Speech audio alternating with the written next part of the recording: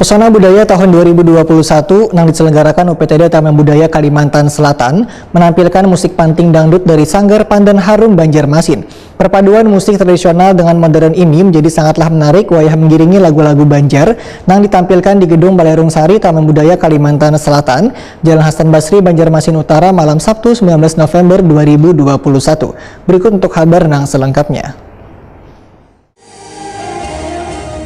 Pesona Budaya tahun 2021 yang diselenggarakan UPTD Taman Budaya Kalimantan Selatan menampilkan berbagai ragam seni termasuk salah satunya musik panting dangdut dari Sanggar Pandan Harum Banjarmasin. Perpaduan musik tradisional dengan modern ini menjadi sangatlah menarik wayah mengiringi lagu-lagu Banjar yang ditampilkan di Gedung Balai Rungsari Taman Budaya Kalimantan Selatan, Jalan Hasan Basri, Banjarmasin Utara malam Sabtu 19 November 2021.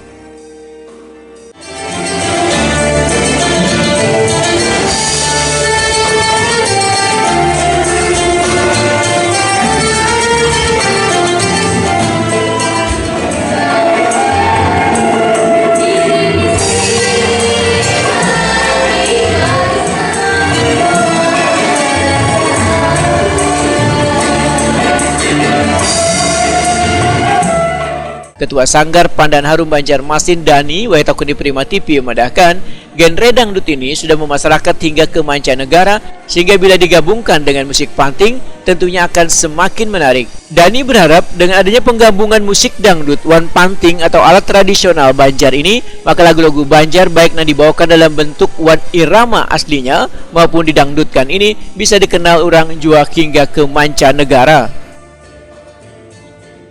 Dangdut ini kan sudah memasyarakat di Indonesia sampai ke mancanegara kan. Jadi mudah-mudahan musik Banjar ini bisa kayak itu juga sampai ke.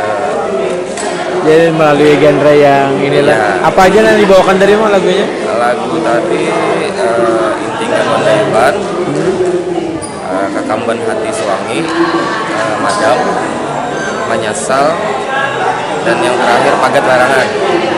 Emang arahnya lagu-lagu Banjar kayak itu yang dibawakan? Lagu Banjar dibawakan. Itu dirubah ke genre dangdut gitu lah.